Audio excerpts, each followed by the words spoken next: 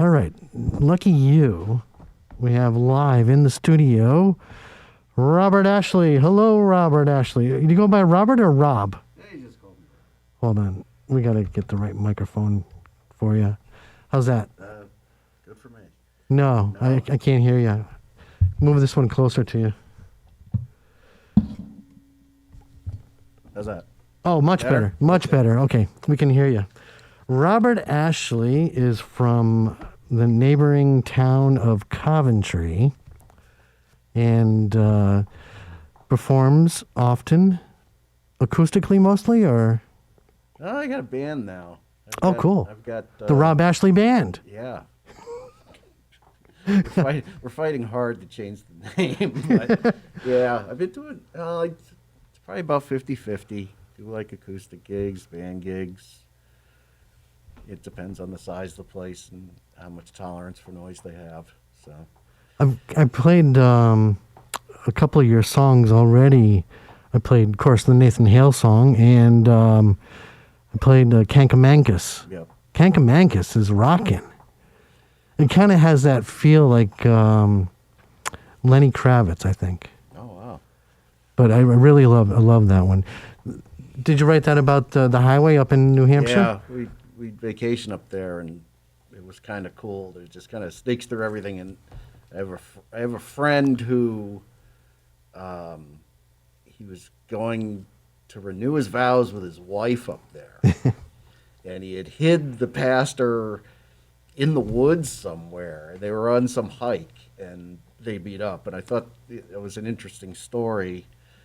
And then I remembered what he was like when we were younger, and thought that was a good in, like a redemption kind of deal. So, but yeah, and it's a name you don't hear very often. Kankamankus. Yeah. I always refer to it as the Skankamankus. I don't know. Well, they just call it the Kank, and yeah. That. But it's beautiful up there. Absolutely Yes. gorgeous. I wasn't sure if that area kind of inspired the song. I sometimes I listen to lyrics, sometimes I don't, so I don't remember what that song's about. Yeah. But you just told us. Yeah, I mean it's the whole last album's kind of about New England, because you don't see a lot of songs about New England. Well, there was just one about Connecticut. So. And the name of the album is what? Northeastern Syncope? Syncope. Syncope. Where are we? Okay. So a syncope, I looked it up and now I forget what it means. It's like the vapors. If you know any, those Southern women have the vapors where they do the deal and they pass out on the fainting couch. It's kind of like that. I'm not familiar with that. Yeah, it's like smelling salts? Kind of. It's like half my family's from the South, so it's like that old, you've got the fan and, oh my goodness. I got you. Melodramatic. I got you. So you think that's up here in the Northeast? Doesn't sound very New England-y to me. Well, it seemed like an interesting idea. So, and I think I had some deal where I passed out a couple times, and I went, and they were like, "Oh, you have a syncope." I'm like, "Oh." Oh, wow. I was like, "That's a neat name." So, figured throw it in the title. I'm bad with titles, so. I thought it sounded cool. Yeah, a lot of times I'll throw titles and stuff that maybe aren't even about what I was doing. They just sound interesting. So I was like, okay, there's your dirty little musician secret that we don't always think things through. All right, so Robert, are you going to perform for us, correct? Nope. What do you want to start off with? I'll do Kankamankus since you segued it in. Raw and Yep. uncut and unplugged. How it all started. All right.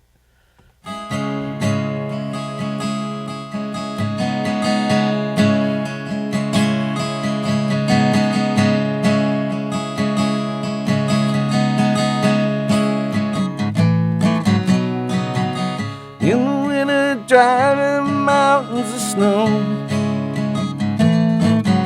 summer storms in a river, it won't flow. I could find a savior in these woods.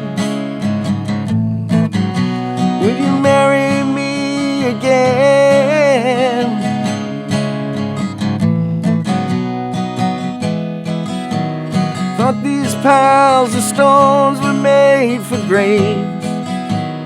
Really, my own mark will show you the way. Can't make us twist me off these stones.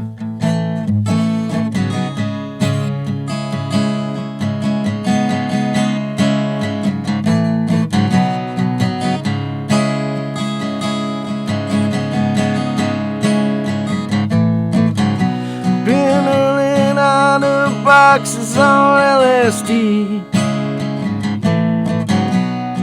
Drink more liquor, the cops can't see me. If I could find a savior on this mountain, will you marry me again?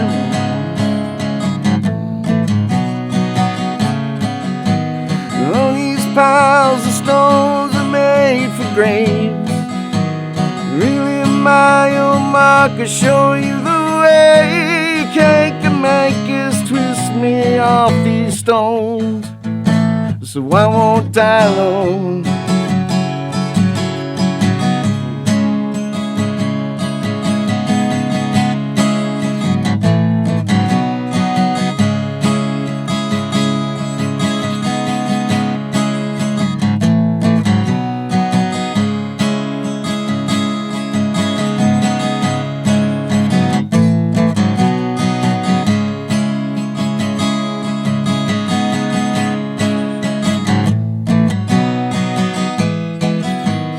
But these piles of stones were made for graves. Really, my own mark will show you the way. Can't make us twist me off these stones. I won't die alone. Knock me off these stones. I won't die alone.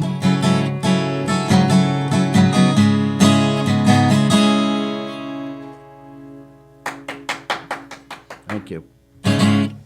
Awesome. I love it. Sounds even better live.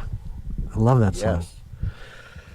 So, Mr. Ashley, what you been up to? I already asked you that, huh? So you performed. Have you performed with other groups, or were you like on the same tour as the Tubes, Blue Oyster Cult, Motley Crue? They're like local Foghat? gigs with different bands, you know. In the 90s, I was in the band with the grungy and the long hair and the flannel and all that. And then I've just kind of moved around from thing to thing. For a while, I was playing bass in a great alt country band called Mob Jack, and it's actually where I met the drummer who I play with now. It's got to be past 10 years now, but it's got to go from thing to thing. But I always had these songs. Mm-hmm. I was always kind of carrying them around with me, but still writing and doing other stuff with other people. And then there was a natural break, and I was like, well, why don't I just start? It just kind of started with, I just want to get this stuff out and done. I hear that often, where some musicians will just be like in one band, and they'll be writing kind of some stuff down, and they set it aside until later on, and they're maybe on their own or with somebody else in a different style or something like that. Some stuff never fits with what you're doing, so you kind of put it aside. Or there's a couple songs I wrote with other guys and other bands, but they didn't fit that band. So then I went back and was like, oh, this would work good here. Kind of worth the wait, though, sometimes, it takes you your whole life to write the first one. And then, the second one, you're just kind of, then it's I got to write stuff. And though the last album, I pretty much wrote nothing. Like, I wrote little bits and pieces, and I didn't tell the guys we were playing with exactly what we were going to do when we got there. And I know Steve Phillips, the drummer, was just like, are you going to tell us? I was like, nah, I just wanted to see what happened. But, it turned out pretty good. Turned out more rockin'. Songs go different places than where you originally intend them. So next one I'm writing, though, because that was stressful for me. So don't do that again. Don't do that again. That's right. So it after, remember the late 80s, and then it was completely like overnight the grunge came in. So were you really into grunge in the early 90s? I was in college radio at another station in the area, whose name I will not mention, and that all happened right as, we were playing all those bands, and then all of a sudden, one of them was a hit. So, it was this whole, everybody's looking at each other like, oh, well, this is interesting, and it's amazing. They were a hit. The band Nirvana was a hit and hadn't sold out, which was just really, that can never happen again, I don't think. Mm-hmm. And it was an interesting time to be in that kind of left of the dial yes thing, because they were, all of a sudden, all these bands that you were seeing at these little small clubs were like getting snatched up by major labels. And I remember, I see that you're inspired by Paul Westerberg. I remember when first semester at UConn and just moving into the dorms, and one of the guys from the room next to me, we started chatting about music, and we both loved music, and he's like, hey, have you heard the new Tim? I'm like, Tim who? No. He says, the album, Tim, by The Replacements. And I rushed down and got a CD, and I fell in love. Yeah. They're uniquely mythical, and I mean, there's the whole, the Replacements thing. I don't know if you've read. There's a biography about them, Trouble Boys. I heard, and I wanna definitely. It's an interesting book in that it's pretty much a good path to how to not run your career. There you go. But learn by somebody else's mistakes. It's like failing gracefully, I guess. And that if they were a lousy band, it wouldn't have mattered. But they were this incredible band. So it was like a surprise. Would you show up and you'd get the best band in the world, or would you get the worst band in the world? And it was different. It wasn't it wasn't this nice polished thing. It was this thing that actually belonged. It was like your buddies. Mm-hmm.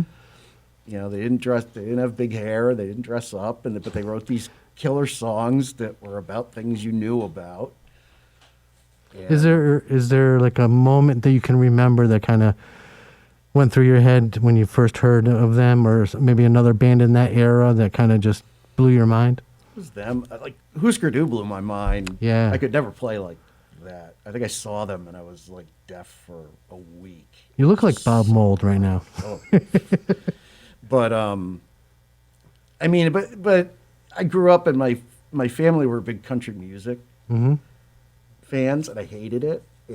And I was like going the complete opposite. Like I was listening to punk rock, listening to Black Flag, and all that. And then they'd be like, it's hardcore, it's Johnny Cash. And then you'd go back to listen to Johnny Cash, you're like, this is like harder than, this is heavy. The songs are heavy. Yeah. And then I'm scaring my family because I'm asking them questions about all this country music in my 20s, and they're just like, who's this? What happened to you? It's peeling the onion. You start and you just go back and back and back, and then you're finding Big Star, and you're finding all these, like, the bubblegum songs. You just kind of pass through you, and you listen to them again. You're like, wow, that's it's really clever. And that's fun. That's why I'm old. No, you're not. Okay, you're not. I refuse. But I refuse to get old. Whenever I have friends that say, there's no good music now, it's just like, just go look. Oh, there's plenty out there. That's why I'm here doing this show. Something different. There's always something. I don't think of the '80s as this horrible decade where nothing was good. I found all kinds of stuff that was great. It was all good back then. Yeah, I mean, if you don't look, everything's horrible. But so, what do you have for us next? Are you going to keep it new, or are you going to give us something old? Some old Rob Ashley. Some Coventry Rob Ashley. Lake Skungamung Rob Ashley. Oh, man, that's the next one. Golf. Oh, no, Wongabug. Lake Wongabug. Or Skungamug River. Skungamug River, that's right. Okay. Eastern Connecticut river conversations really just get going. This is songs. Just if you open your ears and listen to people's conversations, there's songs everywhere. Yes. It's just like this weird. Everybody's got a conversation. story. Mama put an ad in the paper back in '93, looking for a daddy for Mama and me. She was too low to stay, too high to leave. Yeah, Mama got lost back in '93. Now the sidewalk's leaking like a dirty trough. I can't shiver or shake it off. Difference is I can't go home.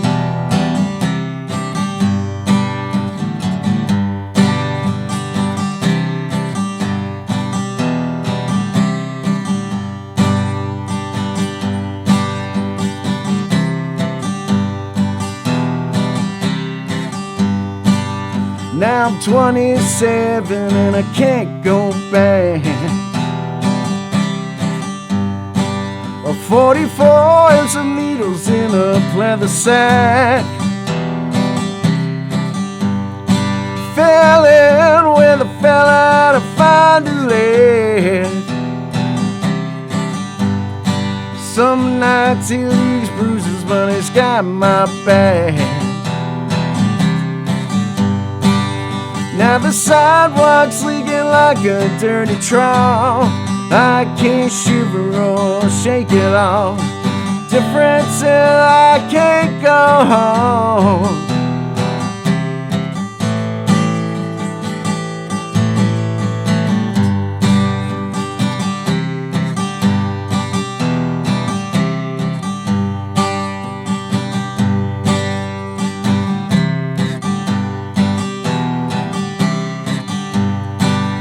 Now the sidewalk's leaking like a dirty trough.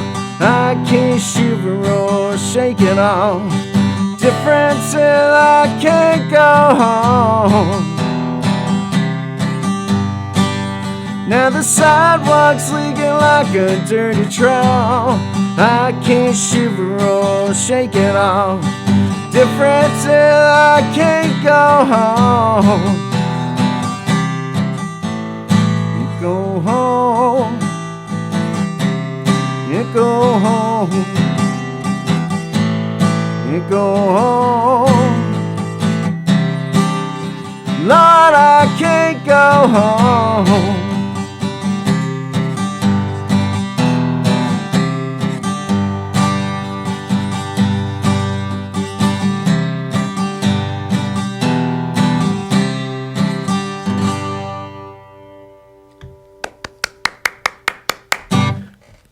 Awesome, beautiful song. Is that what's the name of the song? I can't go Leather. home. Oh, leather. Pleather. Oh, pleather, like the fabric. The fake leather. Man, I like that. I like that a lot. Is that an older song? Yeah, that was from the first album, Premier Farewell. I come up with the title. That one was just like, this will be, I was joking around, this will be the first one and the last one. Of course, then it was the second one. But I kind of went into it with, I'm just going to get this out and then I'll be done. But I wasn't done. And when did you come out with that? When was that?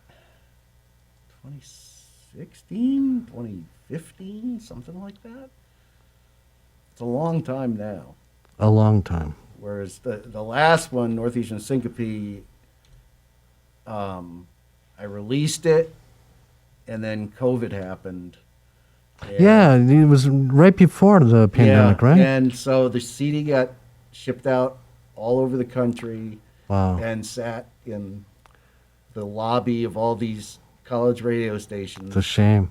Collecting dust while the entire world closed. I I couldn't have timed it worse. I mean, there was nothing I could do. Yeah, who knew? Who knew?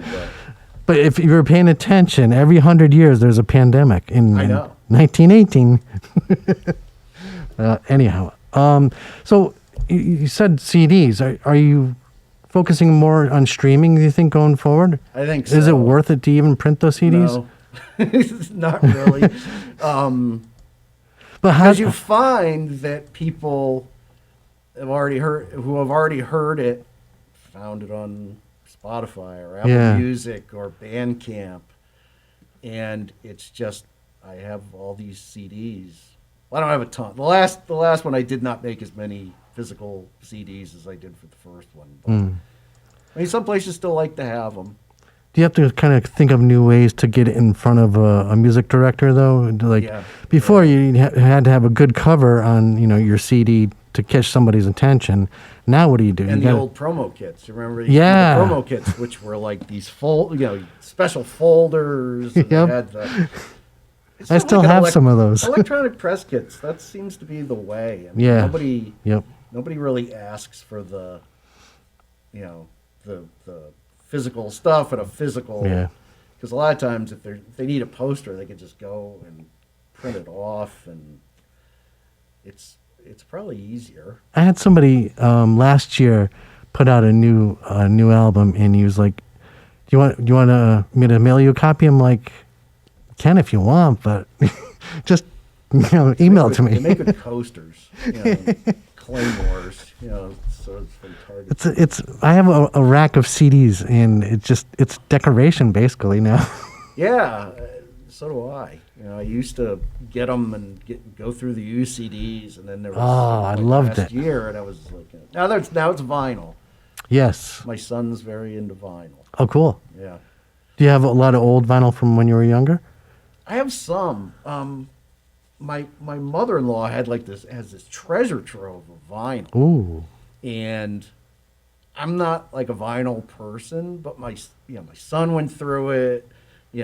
People in the family went through. She has all these 45s, and it's incredible. And it's like stuff, 50s, 60s hits. And I'm thinking one of these days I'm just gonna go through and do the B-sides to listen to see what the B-sides are. Yes. You find some good treasures there. Yeah. Yeah, you could find something. I can't remember. She ran the fan club for. It's such a cool story. She ran the fan club for some Gene Pitney, maybe. Wow. I'm not sure though. Out of Rockville. Yeah, the Rockville Rocket. I don't think it was him though, but it would. That would make sense. Hmm. But so she has quite the collection. So Very if cool.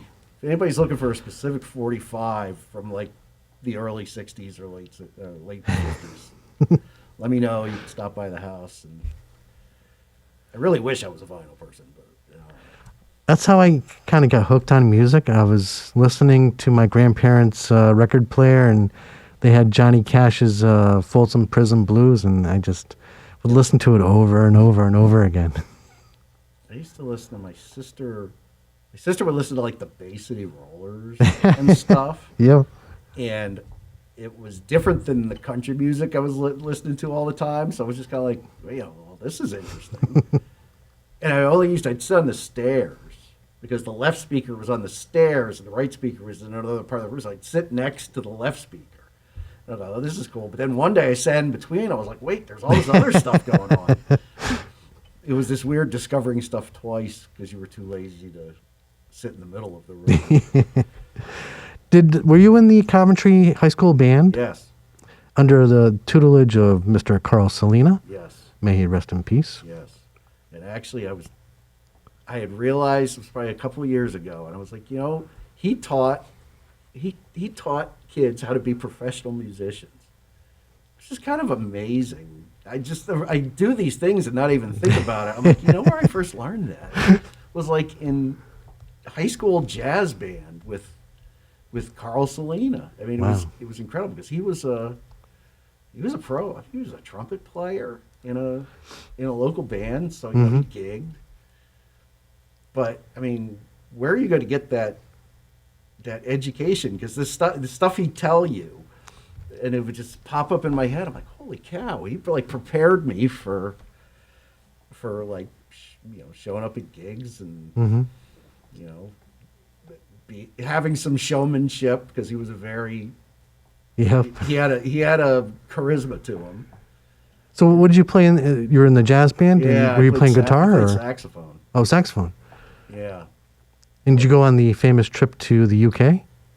No, that was after I was gone, I think. Oh, so you didn't graduate from high school there? No, I moved to Tolland.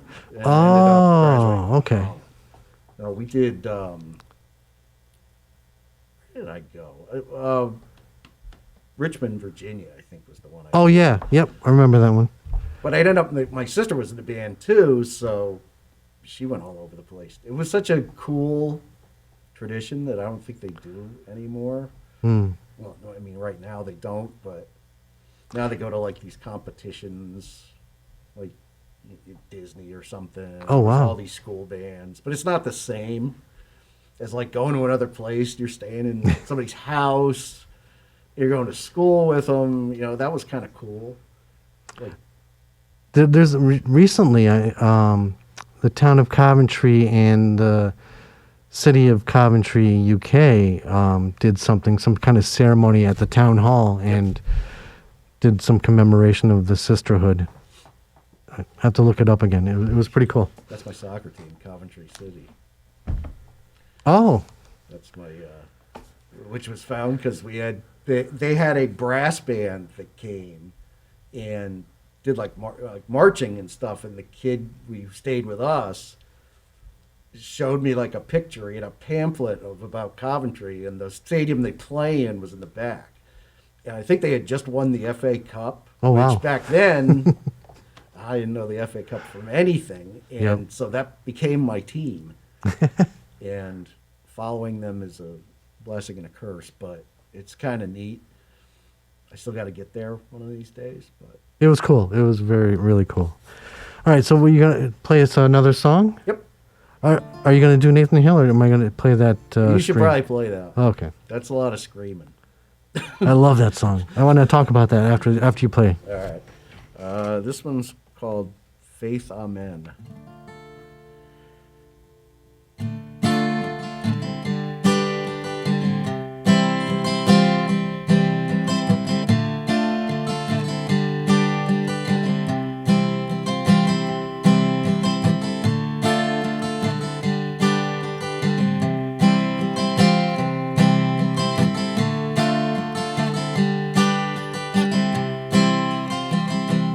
I got twisted, tangled like a braided chain,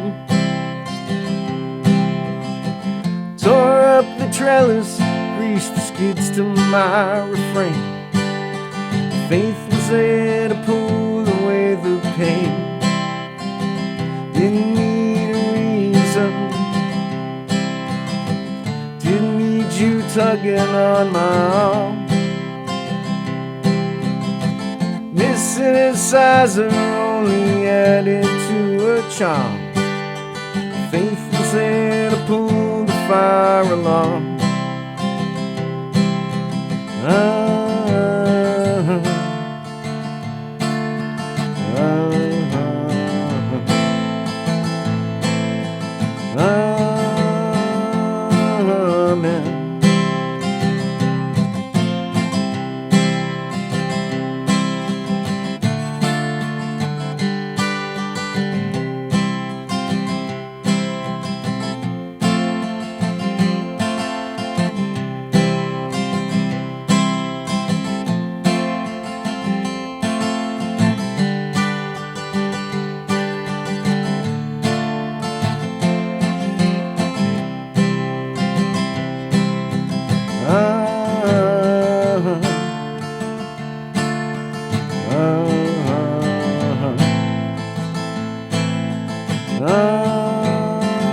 Amen. Old man disappeared in 92.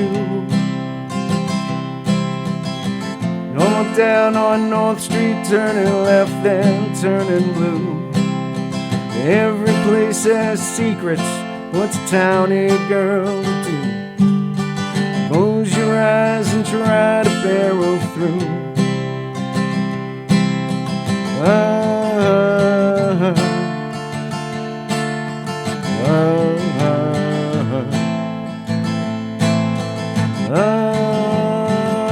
Amen. Night I left you,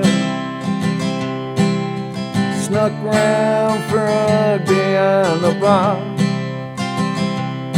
Slip the bottle in my pocket, I could finish in the car. Fate won't let me wonder where you are.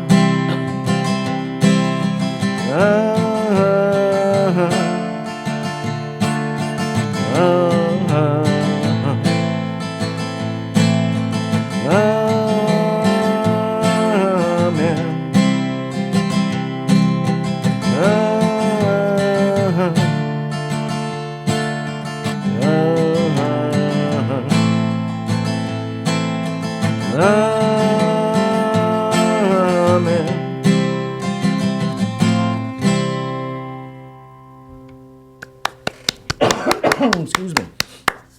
Faith Amen, Yep. right? Beautiful song. Robert Ashley. You go by Rob Ashley or Robert Ashley? Rob's fine. All right. And are you performing anywhere coming up?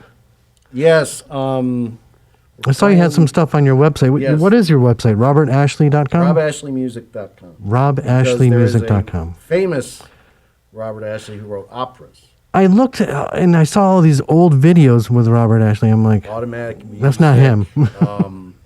Yeah, it's not. He's an interesting cat though. He led a pretty interesting life.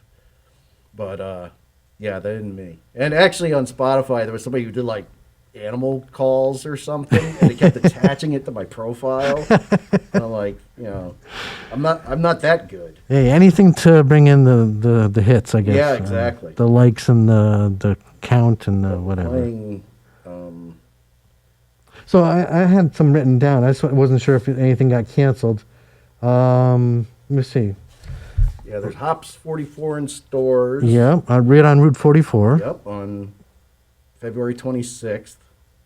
JD's Roadhouse, which is in Baltic. It's not in Mansfield. I thought you were going to say Baltimore. Well, No, Baltic. That's a no, drive. not Baltimore. That would be a trip. And then there's ones popping up every day once things calm down. So we're I'm kicking gonna- things back into high gear. Definitely going to be keeping an eye out for you. I definitely want to see you perform live in some kind of venue. So social media, is it at Rob Ashley Music or? Yeah. Oh, cool.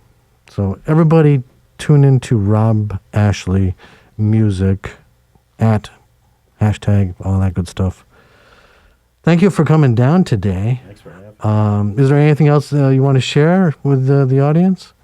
Not really. Yeah, Just keep on rocking, right? yeah, keep coming to shows. Yes. Support your local musicians. I'm all for that. In fact, that's a good segue to the New Music Alliance Radio Hour, which will be coming up at 4 o'clock today, featuring, who is on? I think it's Mistress Miriam and Violet Hosthor will be bringing you a bunch of new music, new to you probably, of local musicians from Western New England. That's from Southern Vermont through Western Massachusetts into our very own nutmeg state of Connecticut. So stay tuned. I want to play Nathan Hale. Oh, tell me a little bit about Nathan Hale, our hometown hero. Yeah. So- His name's all over everything in my town. He was born there. He has a great farmer's market, let me tell Yes, you. he does. But I was just, maybe it's just kind of the obnoxious twerp in me that I was like, we've got all these things to a guy who is really bad at his job. Exactly. And you read some That's history one way of things looking that at he it. went down there and like people recognized him. He was a spy and people knew who he was. He was carrying papers with his name on it. He was like he was the Mr. Bean of the colonial era. But I always thought that was funny. It was a funny hero to have. So I just kind of created this whole thing about a kind of bumbling national hero, I guess. And you're kind of saying he should have just stayed in New London or Coventry or Manchester even, right? Yeah, because was he Manchester and he taught in New London? I think? New London and I think Hampton or East Hampton or something like That that. was like an inside joke because I always try and get gigs in New London and you just can't. So Oh, man. I was just like, I got to throw a shot in there somewhere. I know people. We'll get you in there. It's like a nudge, wink to people who know. All right, Robert, thank you for coming down, and we're going to play Nathan Hale. Where is it? Was a spy who got caught. Yep. All right, thank you, Robert. Thank you.